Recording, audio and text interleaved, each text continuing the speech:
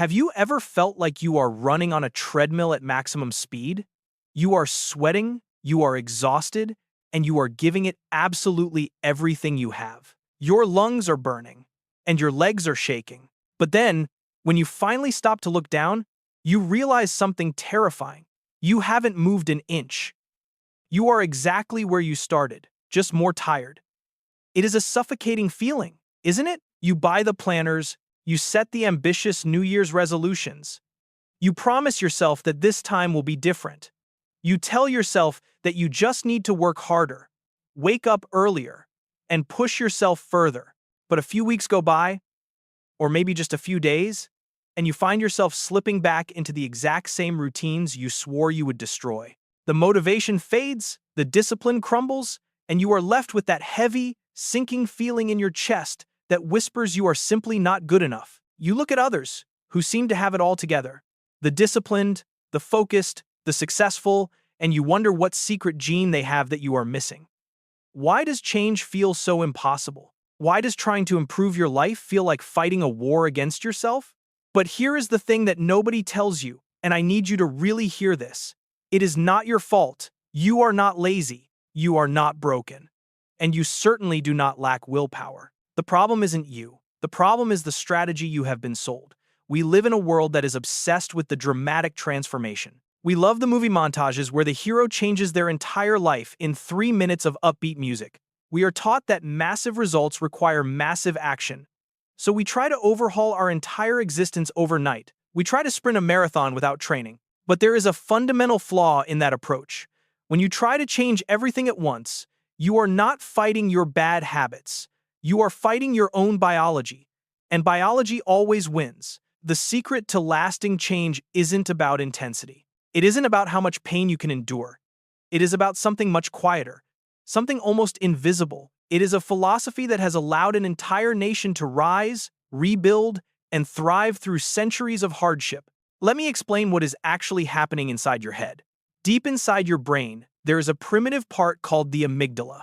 Think of it as your internal alarm system. Its only job is to keep you safe and comfortable. It loves routine because routine is predictable, and predictable means safe. When you try to make a big, drastic change like going to the gym for 2 hours every day or cutting out all sugar or cold turkey, your amygdala perceives this as a threat. It sees a massive departure from your safe zone and it panics. It triggers your fight or flight response. Your brain literally floods your body with resistance to stop you from doing the scary new thing. That is why you feel that physical resistance when you try to do too much.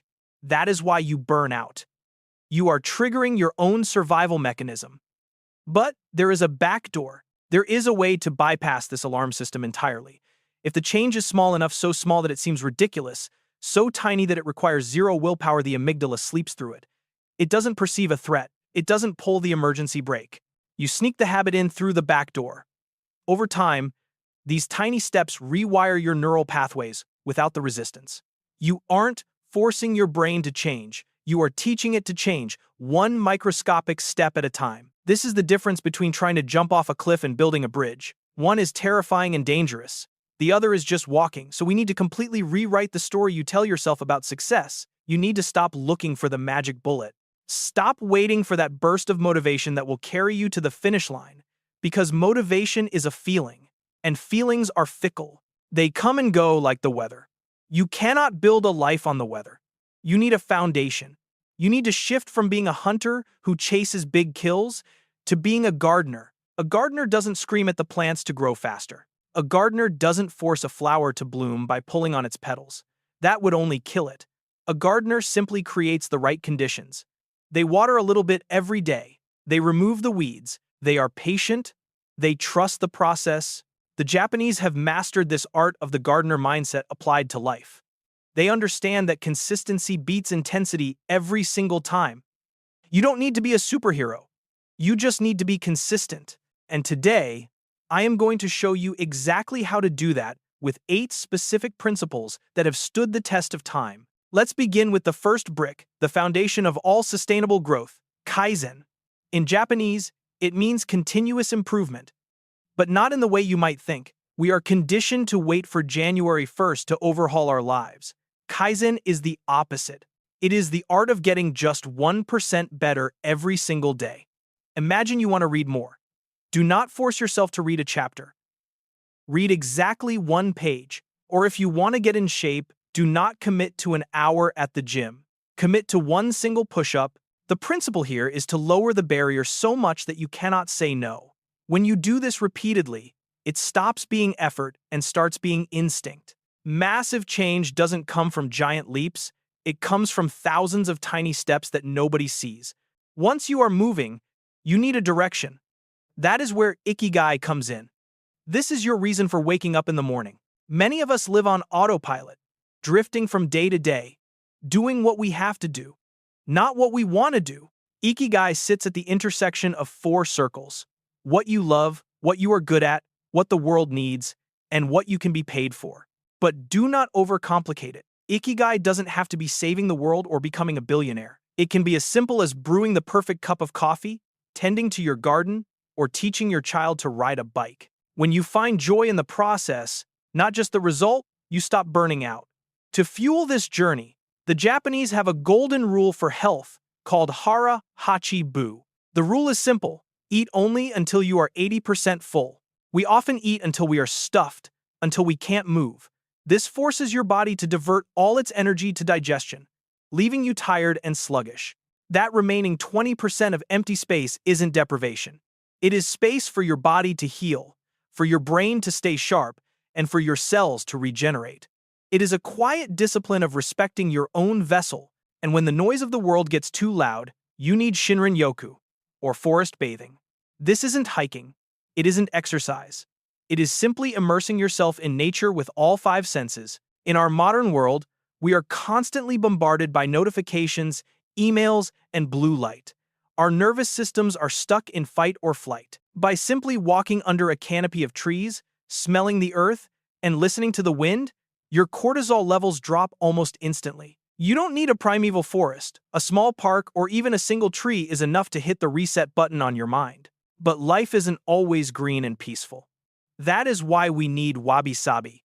This is the mindset of accepting imperfection.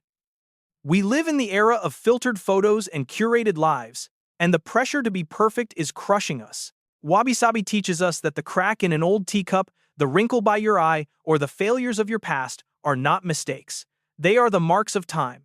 They are proof that you have truly lived. Do not try to be a flawless marble statue.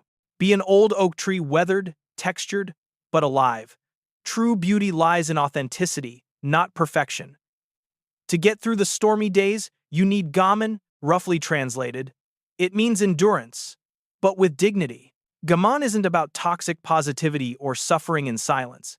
It is the emotional maturity to say, "This is difficult, but I will not let it break my character." Instead of complaining or playing the victim, gaman helps you keep your center. You focus on what you can control, and you keep moving. It is the quiet strength of a warrior. When you are strong within yourself, you turn outward with omoyari, compassionate consideration for others. This goes beyond simple kindness. It is the ability to anticipate someone's needs before they even ask. When you live with this awareness, a little magic happens. Your ego shrinks. Your personal problems suddenly feel less heavy because you realize you are part of a larger whole. Happiness doesn't come from taking. It comes from the subtle art of giving. Finally, and perhaps most beautifully, is kintsugi, the art of repairing broken pottery with gold. When a bowl breaks, they don't throw it away. They fill the cracks with pure gold. This is the ultimate metaphor for your life. The trauma, the failure, the heartbreak you have endured, they do not decrease your value. On the contrary, the way you healed yourself, the way you put your pieces back together, is what makes you unique. You are stronger, wiser, and more beautiful because you have been broken. Do not hide your scars. Let them shine like gold. However, even with these powerful tools, I see so many people get lost because of three common psychological traps. Mistake number 1 is impatience. You try to apply all 8 habits tomorrow morning. Please, do not do this. You will burn out in 3 days. Pick one, just one, and master it before adding another. Mistake number 2 is comparison. You compare your chapter 1 to someone else's chapter 20. You see someone living a disciplined Zen life, and you judge yourself. Remember, You only see their highlight reel, not the years of failure it took them to get there. And the final mistake is seeking validation. You practice gaman or omoyari, not for peace, but for praise. Real change happens in the dark, when nobody is watching. Do it for your soul, not for an audience. I want you to take a deep breath and really listen to this next part. You are not broken. You do not need to be fixed like a machine. You are a living, breathing organism, and growth is messy. There will be days when you forget Kaizen. There will be days when you overeat or lose your temper, and that is okay. Progress is not a straight line up. It is a spiral. Sometimes it feels like you are going backward, but you are actually going deeper. Be gentle with yourself. Do not be the harsh judge of your life. Be the patient friend. As long as you do not stop, no matter how slow you go, you are still moving forward. So, from this moment on, I don't want you to think of yourself as someone who is trying to change. I want you to shift your identity. You are not trying to be healthy. You are an athlete in training. You are not trying to find peace. You are a gardener of your own mind. When you change how you see yourself, the actions will follow naturally. If this philosophy resonated with you, if it made your burden feel just a little lighter, consider joining me on this journey by subscribing. Let's build a better version of ourselves. One tiny habit, one golden crack at a time. Thank you for watching.